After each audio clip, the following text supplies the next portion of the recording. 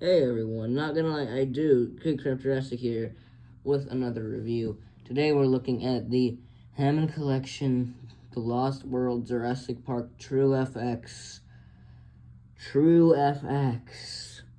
Tiger Stripe Velociraptor. This is the 6th Velociraptor to come from the Hammond Collection, which is kind of crazy to think about. 6. And this is by far the worst. Very much the worst. Now, why is it the worst?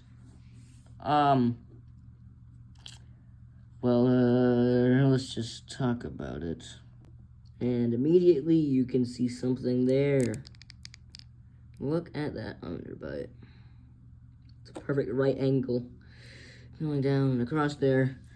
Very much not looking great. However, the eye does look a little bit better on the raptor than the sticky Moloch, I must admit. Red paper. I think you know where this is going. If we open up the mouth, it looks a little less awkward, but it still looks a bit awkward. The teeth do look nice, except for the bottom teeth. They're like painted onto the tongue. Just the tongue has it's indented. And the raised parts are just painted. Doesn't look very good. Now, I mean, I feel like the head looks okay. It looks great in terms of detailing. However,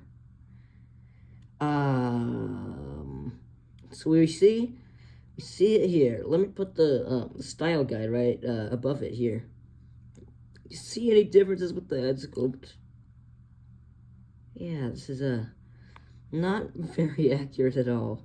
However, I feel like in terms of coloration, the head is definitely the best part. I mean, like, that right there looks really nice.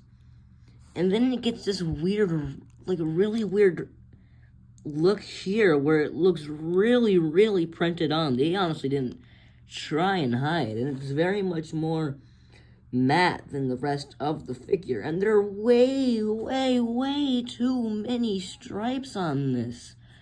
They were all kind of thin, separated ones, maybe some thick ones, here and there, but they're not like this.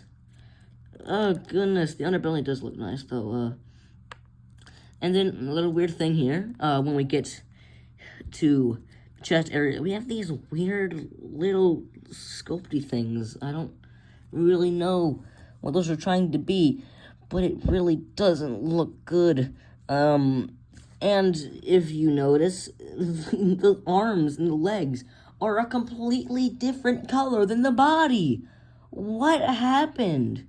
The sculpt on the body appears to be the exact same as normal. I don't know if those things right here are on the original Velociraptor blue and Delta, but it doesn't look good no matter what.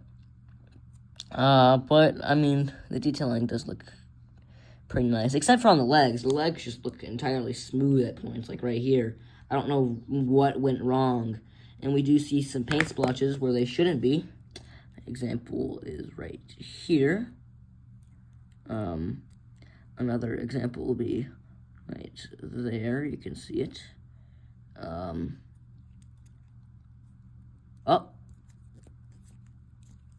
And you see, oh, look at that. Oh, that is terrible. Wow. And another thing to note, I don't have the Velociraptor here, but apparently it takes both the feet and the tail. I know the tail for sure. I'm not completely sure about the feet. But you notice the difference in between texture.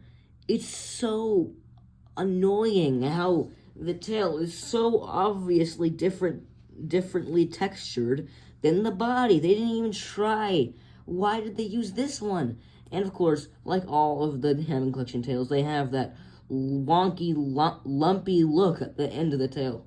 All these raptors and small figures just don't look very good on the tail. Articulation, jaw can open, but it cannot close. head articulation is terrible. There is no range of motion at all, except for twisting a full 360, which I guess is nice. The neck does have a nice range of motion, but it can look up, but if you even try to get it to look down. So, what if you're posing it, and it's like jumping in the air, you have its arms spread out. What if you want it to look down? That's as good as you're gonna get. This is its jumping pose. Goodness gracious. However, the arms do look nice, except for this awfully short claw there, finger, whatever you want to call it. Yeah, it's a finger. Awfully short finger. And patterning that, once again, way too much of this dark brown. And honestly, they gave the body a almost metallic finish for some reason I can't even begin to explain. It just, I feel like there's like absent paint here, just comparing it to the rest. Look how many darn stripes are there on the body and around here too. And even here, I'm sure there were stripes, but there weren't this many, and they weren't all connected somehow through the middle. Yeah, ooh. Hinge here, however,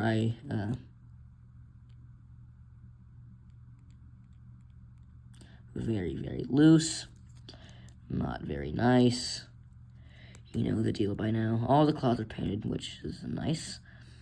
The pupil is painted on the glass eye, which, if you're making a glass eye, what's the point? The whole point of a glass eye is that the pupil is inside, so it can follow you whenever you move around. That cannot happen with this figure. You can see again how the leg color is a different tone than the main body, which is just really, really annoying. And it seemed to get lighter as the leg goes down. Or am I crazy? And, like, that underbite, man. Look at that. It's not as bad on mine as, some others. But at the store, at Target, I saw one. I was about to get it, but I saw it in the package. Like, the jaw was so far in front that there was visible space in between here. Like, a decent space in between here where you can see it. That was how far pushed out the jaw was. That is just terrible. So, this is for sure. I didn't give any positives there, except for, like, some detailing looks nice. The head looks nice. This is, by far, one of the worst Hammond Collection figures to come out in the recent days. For sure, one of the worst this year. It's probably the second worst, if I'm thinking about it. Yeah, around that realm. The detailing, the way it changes through the tail, because it uses the Velociraptor tail, it just really looks bad. The different tones used throughout, like the legs aren't the same color as the body. Why? And to top it off, they made the body like a metallic sort of color. It really, really isn't that good at all, which is why I'm feeling a light to decent 1 on this figure. Smash that like button. Don't forget to subscribe. I'm horrible at this. See you guys later. Just bye.